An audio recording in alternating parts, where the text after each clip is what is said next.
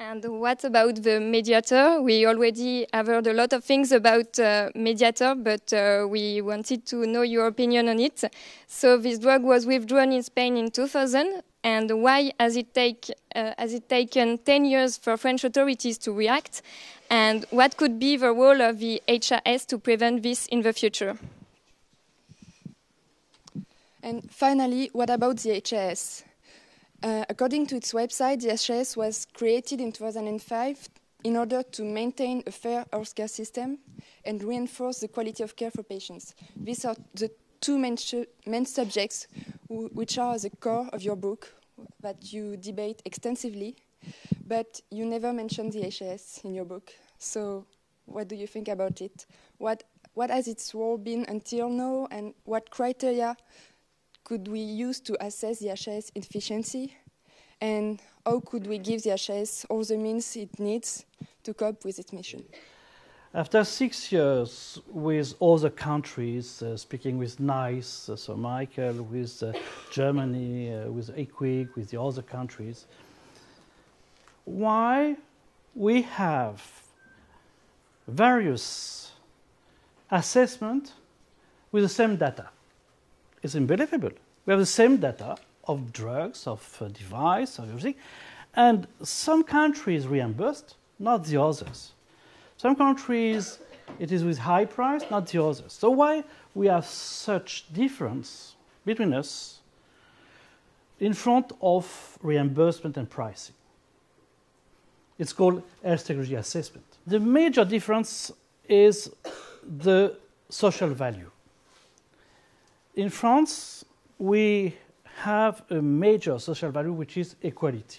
You see four different countries close together with four different social values: equality, utility, responsibility or accountability, and competition, regulated competition, means that we have different assessment for the product, because everything is based on this social value, on these values.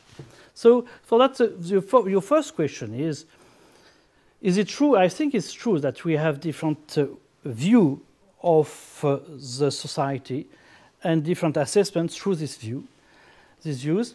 And the question you asked me, if we have this equality as a social value, how we could maintain in the future this equality? If some drugs are very, very expensive, should we reimburse them, or should we, because even if it is few patients, but some patients need these drugs, or do we leave because we think that it's so expensive for very few persons and keep this money for other topics in the society?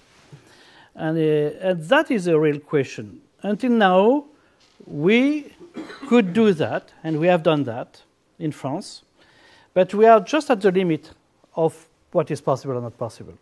After that, you asked me some question, so it's Diane and Sophie, about the title of the book. I agree with you. I didn't know what could be a title of a book thinking about the future crisis, or where are the trends, for what are the tensions, what are the difficulties today, thinking about how to solve it now instead of a crisis in the future. So the question is tackling it away. Another way was told me that my first choice it was déjouer, tackling, but the editors, the publisher, prefer this title of Sortir des crises. I don't know why, but they prefer that. Your title, Lessons to be learned, or I think it's not lesson. It is more anticipation than lesson.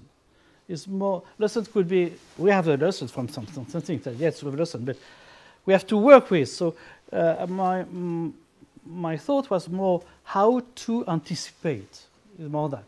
How to anticipate in order to not have such crisis and not to be in front of difficulties.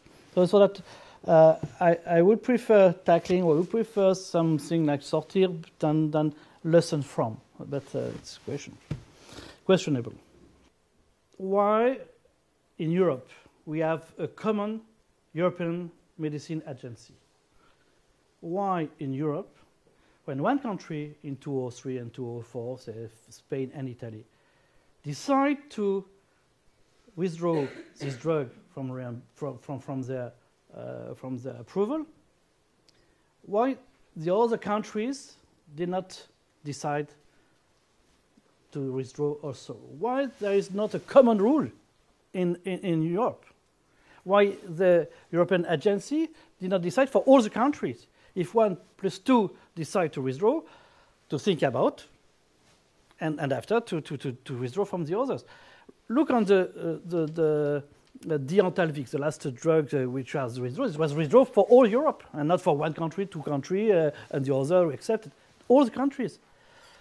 So I don't know why Europe at that time did not have a common rule, because they have a common rule for approval and not common rule for withdrawal. That is the first question. The second question is there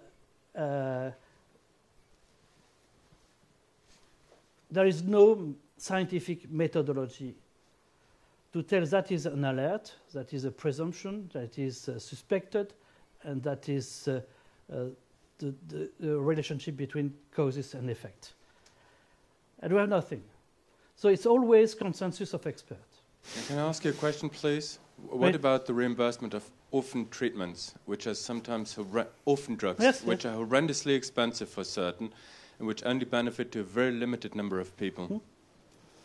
Your question is, do we have to reimburse? Should you reimburse them or not? We still reimburse until now. But the question is for the future, indeed, is this sustainable or not? Exactly.